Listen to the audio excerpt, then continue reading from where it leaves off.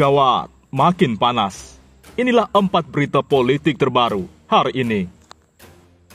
Berita pertama, gawat, ancaman bencana besar. Nyawa Presiden Jokowi terancam. DPR diminta tolak RUU Ibu Kota Negara baru. Ada potensi bencana besar. DPR RI disarankan menolak pengesahan rancangan Undang-Undang Ibu Kota Negara IKN baru yang rencananya bakal disahkan Selasa, 18 Januari 2021.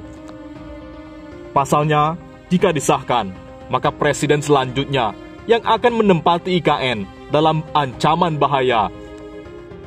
Itu dikarenakan lokasi penajam pasar utara atau PPU, Kutai Kartanegara, Kalimantan Timur, yang akan dijadikan IKN berpotensi bencana. Demikian disampaikan pengamat politik Uco Sky Kadafi dalam keterangannya yang diterima wartawan pojok1.id di Jakarta Senin 17 Januari. DPR harus tolak pengesahan RUU IKN. Ketika IKN tetap berada di penajam pasar utara, maka bahaya dihadapi presiden dan jajaran pemerintah selanjutnya. Uco Sky mengatakan, bahaya yang dihadapi pemerintah bukan ancaman peluru dari negara asing atau teroris, tetapi lahan gambut dan lahan berisi batu bara yang berpotensi menghancurkan aset gedung-gedung perkantoran pemerintah. Lahan gambut itu mempunyai kecenderungan menimbulkan proses pembakaran spontan akibat adanya aksidasi, ungkapnya. Kemudian, lanjut Uco Sky, akan dibangun gedung-gedung pemerintah bertingkat dengan menggunakan pondasi yang dalam, seperti tiang pancang. Kondisi itu akan berbahaya ketika pondasi tiang pancang pada kedalaman tertentu menyentuh sumber daya batu bara. Maka akan terjadi proses oksidasi yang menyebabkan kerusakan pada beton dan besi tiang pancang. Ketika tiang pancang gedung kantoran pemerintah bertingkat mengalami kerusakan, maka tinggal tunggu waktu saja bangunan gedung pemerintah akan runtuh, ucap Uco Sky. Karena itu, ia menyarankan DPR RI untuk mengundang para ahli geologi untuk mengkaji lokasi IKN tersebut perihal dengan ancaman bahaya tersebut.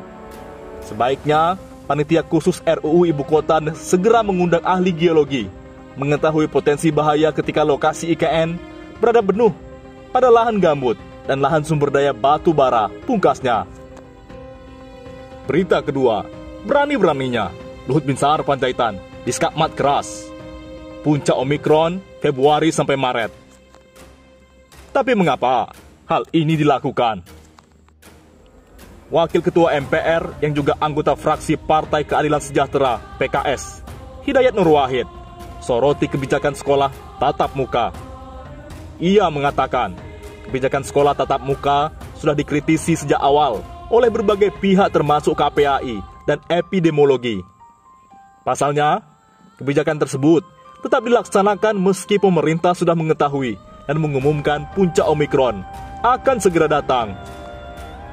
Namun, kebijakan sekolah tatap muka ini tetap dilaksanakan tanpa opsi pendidikan jarak jauh atau PJJ. Demikian disampaikan Hidayat Nur Wahid. Padahal soal ini sudah dikritisi sejak dari awal oleh IDAI, KPAI, pakar epidemiologi, anggota DPR di PKS, dan lain-lain. Apa pasal? Padahal katanya, saat epidemi, hukum yang berlaku, keselamatan rakyat termasuk anak-anak adalah hukum tertinggi, imbuhnya. HNW menanggapi salah satu cuitan warganet yang mengeluhkan tentang tidak adanya PJJ, padahal kasus Omikron dikatakan akan segera meningkat oleh Luhut Binsar Panjaitan. Di lain sisi, diketahui provinsi yang sudah menerapkan kebijakan sekolah tatap muka 100% adalah Provinsi DKI Jakarta. Sebagaimana diberitakan, pemerintah Provinsi DKI Jakarta memberlakukan pembelajaran tatap muka atau PTM terbatas dengan kapasitas 100% sejak Senin, 3 Januari 2022. Kegiatan belajar, mengajar akan berlangsung maksimal 6 jam dan PTM akan dilaksanakan setiap hari. Namun, baru saja menggelar sekolah tatap muka selama 2 minggu, COVID-19 ditemukan di 11 sekolah di Jakarta. Pertama, di kawasan Jakarta Timur, terdapat 7 sekolah yang menghentikan PTM 100%. Kemudian 5 sekolah di kawasan Jakarta Barat juga menghentikan pelajaran tatap muka 100%.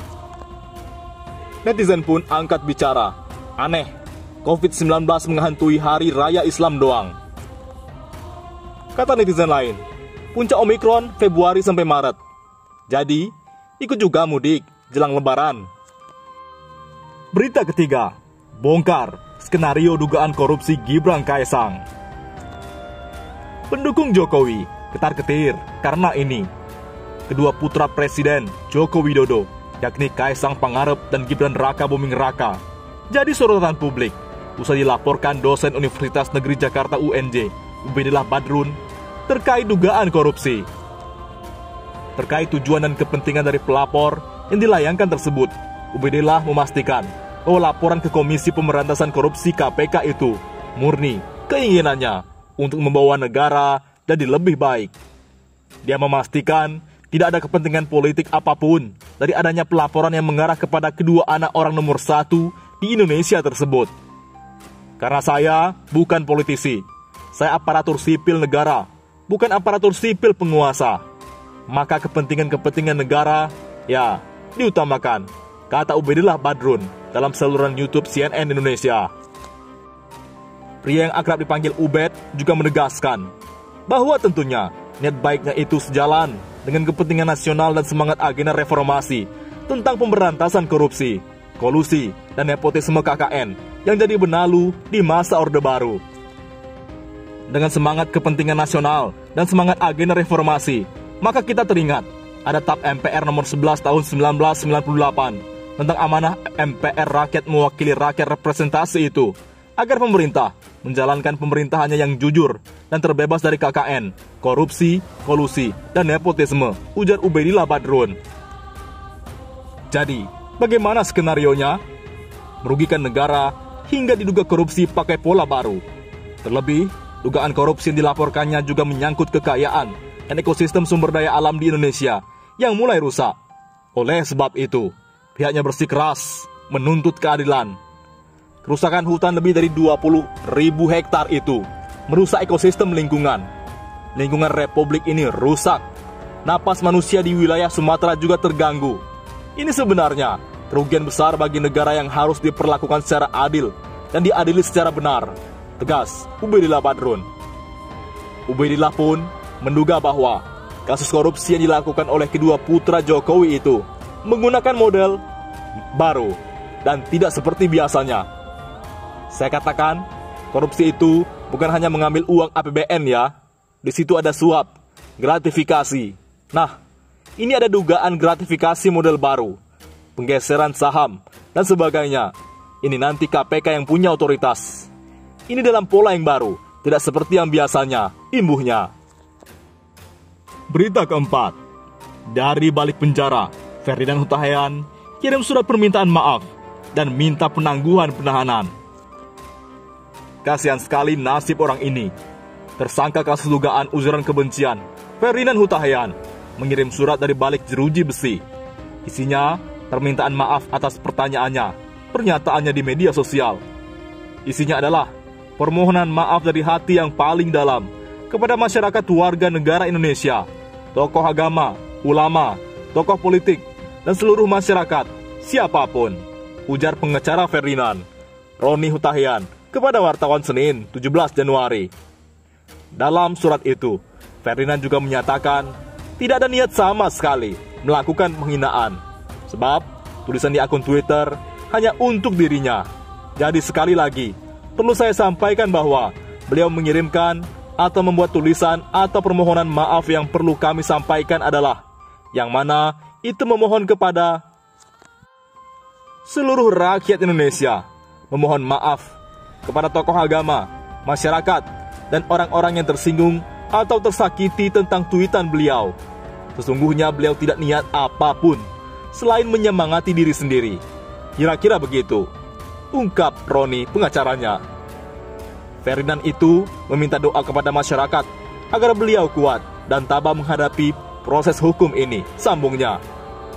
Di lain sisi, Roni menyatakan telah mengajukan permohonan penangguhan penahanan kepada Bareskrim Polri. Namun, Keputusan diterima atau tidak semua diserahkan kepada penyidik. Penjamin adalah keluarga. Salah satunya hanya keluarga dan ada ahli yang lain. Tapi yang bisa kami sampaikan adalah keluarga, yaitu orang tua dan keluarga lainnya sebagai ayahnya, kata Roni. Berikut isi surat Ferdinand Huta Heian. Kepada yang terhormat, seluruh masyarakat warga negara Indonesia, para pemuka agama, tokoh masyarakat, pemuda, dan segenap warga yang saya cintai dimanapun berada. Bismillahirrahmanirrahim. Assalamualaikum warahmatullahi wabarakatuh. Perkenankanlah saya Ferdinand Huta Heian pertama kali dengan segala kerendahan hati memohon maaf yang sebesar-besarnya atas kekhilafan saya dalam berkata secara khusus dalam cuitan saya yang telah menyinggung perasaan sahabat, saudara, dan siapapun yang merasa tersinggung dan tersakiti atas tutur kata saya dalam cuitan saya. Saya dengan rendah hati memohon dimaafkan karena saya tidak ada niat menyinggung atau menyerang pihak manapun. Sebagai seorang muslim, saya justru menginginkan menegaskan bahwa tiada lain tempat berlindung kecuali Allah Subhanahu wa Ta'ala. Atas kekhilafan saya, mohon dimaafkan dan bimbing saya agar ke depan semakin menjadi orang yang lebih baik, beragama, dan bertutur kata. Sekali lagi, mohon maaf saya sampaikan dan mohonkan doa saya agar mampu menjalani proses hukum ini dengan baik. Demikian atas kemurahan hati sahabat, saudara, pemuka agama, tokoh masyarakat, pemuda, dan semua pihak saya ucapkan terima kasih. Wassalamualaikum warahmatullahi wabarakatuh. Tertanda Ferdinand Huta Heian.